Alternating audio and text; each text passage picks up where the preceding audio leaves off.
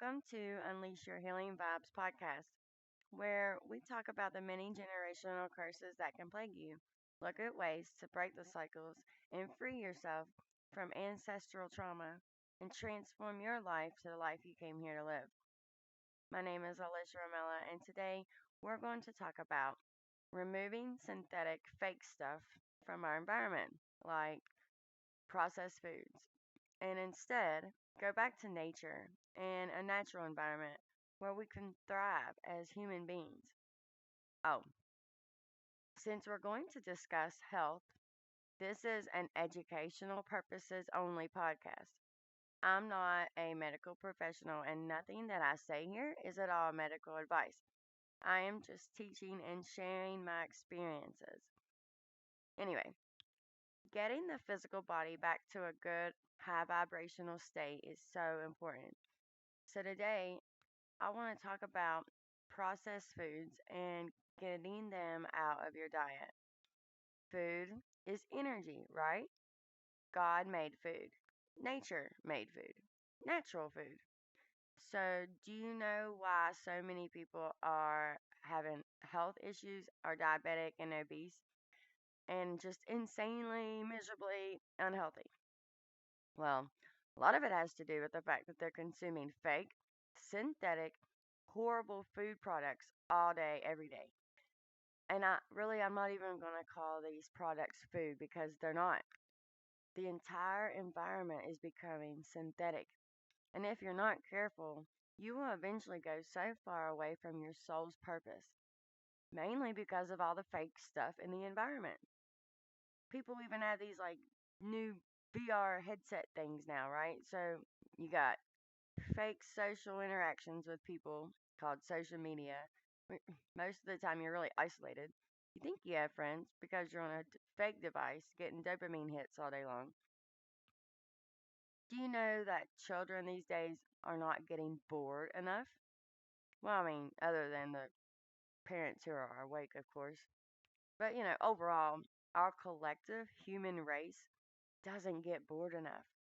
Do you know what comes from getting bored as a child? Creativity, critical thinking skills, exploring nature, learning to play with imaginations. These are vital attributes that children need in order to thrive and grow up to be thriving human adults. So, I'm not I'm not just going to talk about processed foods. I think I'm going to go a whole nother route. I want to talk about removing the synthetics from your environment as a whole and getting back to nature. So, first, let's talk about your external environment. So, get into real nature. All right. So, you can have plants inside your home as a great way to ground and like bring nature to you for when you can't go outside. But you need to try to get back outside into nature in the real world as much as you can. Think about it. We were created to live in harmony with nature. That's what's wrong with so much. People are not able to get outside in nature and ground. You got to get out and live amongst the trees. Hug the trees, feel the ground, feel the wind and the sun on your skin. Guess what? The sun is not bad for you. It's good for you. Ask anyone who works outside for a living how often they get sick in a year. Well, I mean, unless they're eating a bunch of processed food all the time, then they're not going to have an immune system. But if they're eating right and they're outside in the sun all day long, they're not getting sick. Your body needs to be outside in the sun, I'd say for like 30 minutes to an hour, especially during the peak times, when the sun is the brightest and it's above you. And do that. You can lay on the ground if it's warm enough and just let the ground touch every part of your body. See how much better you feel. We were not designed by our intelligent source creator to wear shoes and live in boxes and watch boxes all day long with EMF frequencies pounding us from every angle and turning our homes into tiny little microwave boxes. So, there's another idea. You should also try to maybe hardwire your internet. Oh, and that takes me back to another good reason to have plants in your home. So many house plants will absorb EMF frequencies. So you can get like a spider plant or even a cactus and put it around your desk or your computer. You can also get shungite. It's an excellent like crystal rock that absorbs EMF frequencies as well. When we connect our bodies back to nature, we work on raising our vibration and we can get our immune system to boost and our mood will increase. This is how we were designed to live. Being in nature will also help connect us back to our soul.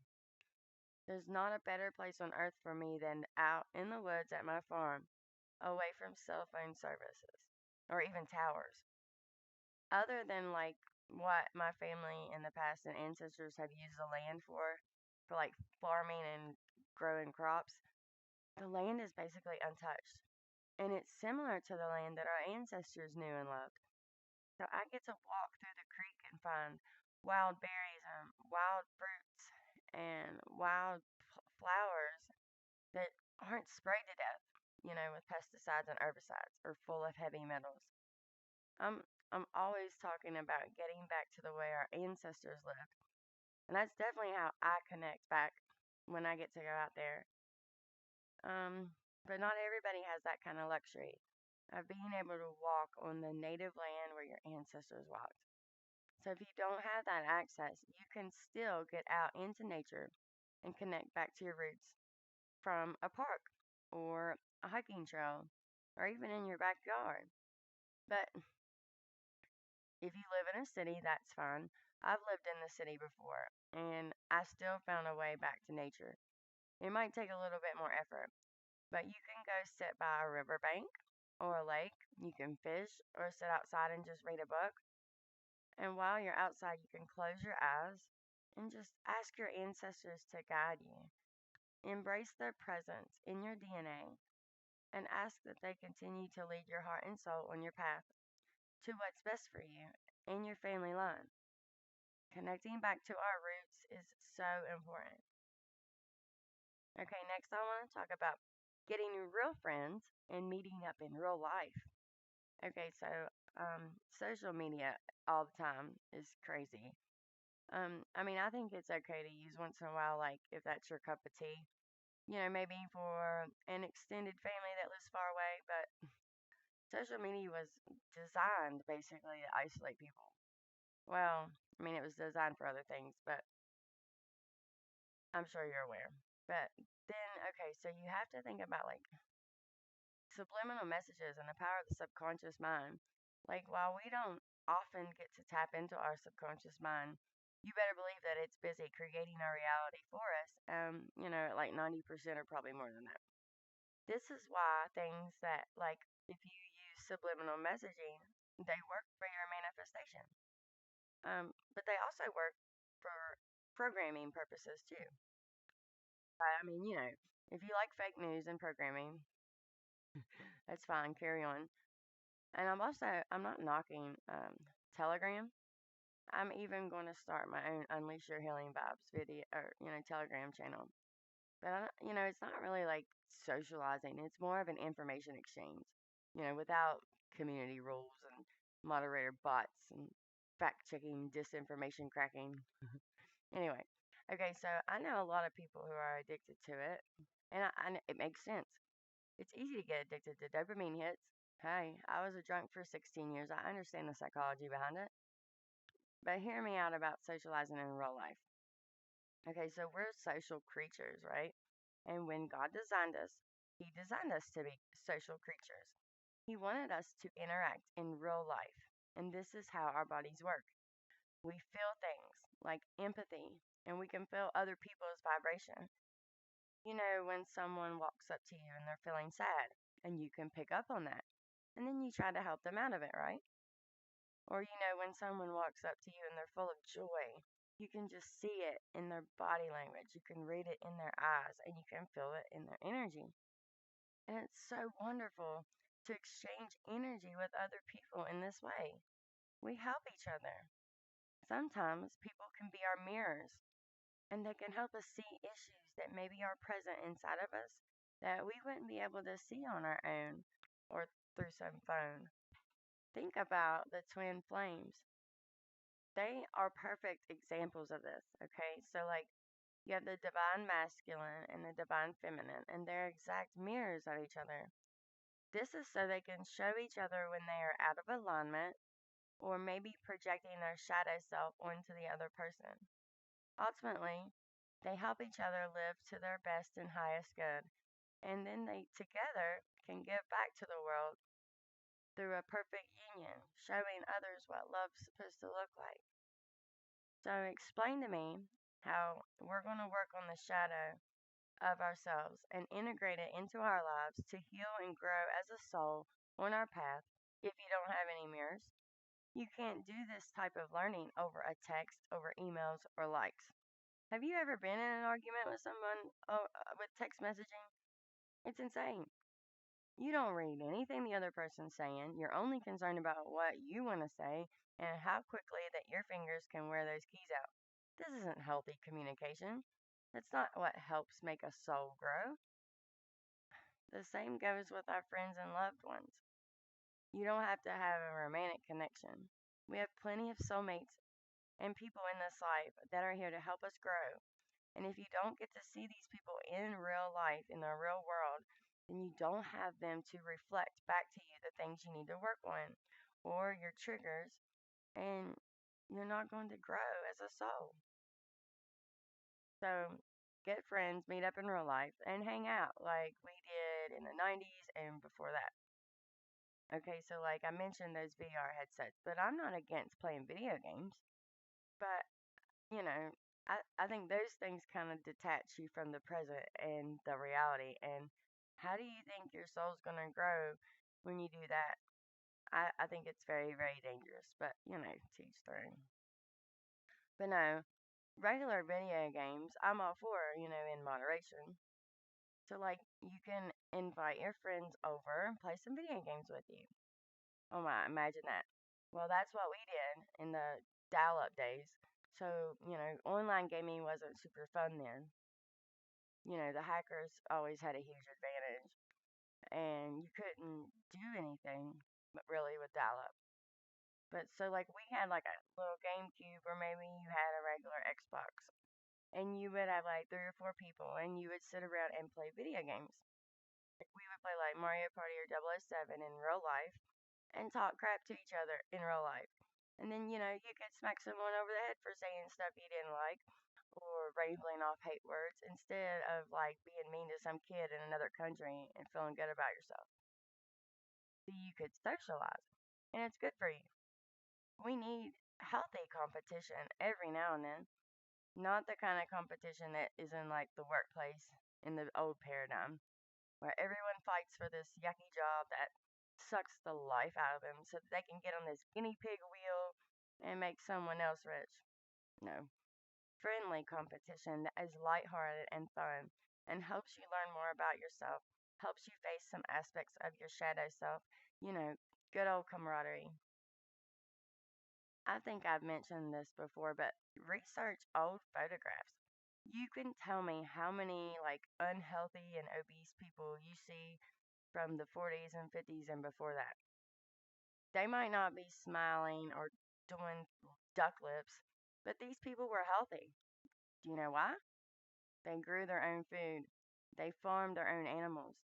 There is no such thing as big mass food production or animals in big warehouses that are never allowed to see sunlight or get like 4,500 jibber jabs or half genetically modified, which is just a big science way of saying fake food, pretend food. No. Back then, they traded everything locally. There wasn't a million chemicals being poured out onto the land and onto the food. The water wasn't being contaminated with all this stuff that God didn't put into the water. There wasn't food shortages and ridiculous prices for fake food. There was real food, which equaled real energy. And people looked healthier than they do today because they had real food, real air, and real water. So You got to find organic foods, which I know is getting even harder and harder. Because there's this slimy goo being sprayed on organic foods too. But you can grow your own. You can find a local farmers market, and you can still find real food. You can also eat wild. Do you know how many wildflowers you can actually eat? And herbs? What about dandelion? That's a weed, right? Dandelion is essential for you and it's full of many nutrients. I like to make dandelion tea in the spring. In today's world, there's like these proteins that shouldn't be in the body. Dandelion leaf helps to keep those from binding to cells in your body. It also helps to detoxify the body, helps with weight loss, helps to build bones, helps with digestion issues, helps to balance your blood sugar, reduces inflammation, and can fight off certain diseases in the body, just like a lot of good plants do. Um, if you're not into teas and herbal things, you gotta try and like look into them. Herbal teas are great for a lot of things, and you can grow your own, and it's so much fun. Plus, you can mix them together. Let me think. So, like black cumin seed oil is another great one. Star anise, all of the mushrooms, like the functional mushrooms, like reishi, cordyceps, chaga. Pine needle tea is good. So are like all the essential oils. You got to be careful when you're getting some of this stuff and make sure that you find high quality, good sources. You could always check with like Reddit first, maybe, and find out like what people are mentioning there, and then do some more research on your own. It's even a good idea if you want to call supplement and herbal companies. Ask them questions and see if they're transparent about everything. Like COAs or in house testing, third party testing. Do they use synthetic ingredients or do they use raw and real ones? Do they where their items are sourced from? Maybe who owns them? Just use discernment. So you also want to clean up your air. The air is not like what it was when your ancestors were walking on the land. There are toxins just everywhere, and you need a good air purifier, or maybe more than one if you can afford that. But you can also use plants for this too, so they don't just clear up harmful EMF radiation, but they plants can clear out allergens, mold, and other toxins that are in the air too. So see your internal environment and your external environment need to be clean in order to thrive. How can you start on a journey or a spiritual path of ascension when you have toxic inside or outside? If there's a bunch of fake stuff in your life or in your body, then you're going to become stuck or even sick. Um, so then that brings me to like detoxing the pineal gland. So why is this important? Well, the pineal gland, if it's calcified and hard as a rock, you're not going to be able to open up your third eye and reach into your intuition. Not to mention, your pineal gland helps to regulate the production of melatonin, which melatonin is a hormone that your body makes when the pineal gland is functioning correctly. And for it to work right, it needs to be completely dark at night. And you don't really need a cell phone like within a couple feet of you. You should try to maybe charge it in another room. And the blue light. Blue light will actually prevent your pineal gland from being able to produce melatonin properly too. You can find studies about this on the internet. So you can find some blue light blocker glasses and you can turn it down or off. I even have an app on my desktop that basically turns off the blue light a lot. It puts most of my stuff in more on the red end of the spectrum. It's a little bit harder to see, but you'll get used to it. And LEDs, they emit blue light too. So, I mean, if you're an LED junkie, I know that some people out there are, they don't have to be around you at night. So, if you're concerned, maybe you have sleeping issues, it may be the blue light on your phone or the LEDs being in your environment in the evening that messes with your circadian rhythm. See, I try to go to bed with the sun and get up before it does. This way, my circadian rhythm is more in harmony with nature instead of in opposition. Okay, so some things that would help to detoxify your pineal gland include iodine, shilajit, olive oil, avocado oil, coconut oil. And it's important here with olive oil to try to find cold pressed extra virgin for organic high propanol polyphenol. Sorry, count. Um, that's kind of a plus because there's a lot of olive oil that's not real olive oil. Okay, and then chlorella, however you say it, wheatgrass, spirulina, stuff with like high chlorophyll content in it, neem, oregano, cilantro, vitamin K2, apple cider vinegar, getting sunlight daily, calca, garlic, frankincense, and sandalwood essential oils, reducing your meat. Um, I'm a vegetarian. Once I started practicing yoga, and I haven't looked back, but if you can find local meat, or maybe just cut back to like one meat a day or something for a while, getting a good night's sleep, eating raw fruits and vegetables, organic, remember, moringa, moringa is very healthy, turmeric, chaga mushrooms, flaxseed oil, foods that are high in boron, beets, chickpeas. Um, I'm sure there's more, but like these are the ones that I've tried personally. Again, you can research this. I can't really stress enough educating yourself. And by that, I also mean with like discernment. There's so much wrong information everywhere, especially on the internet. Not to mention, certain studies. You've got to look into who funds them. Um, but anyway, my favorite thing is older books. That's usually my favorite place to go if you can find them.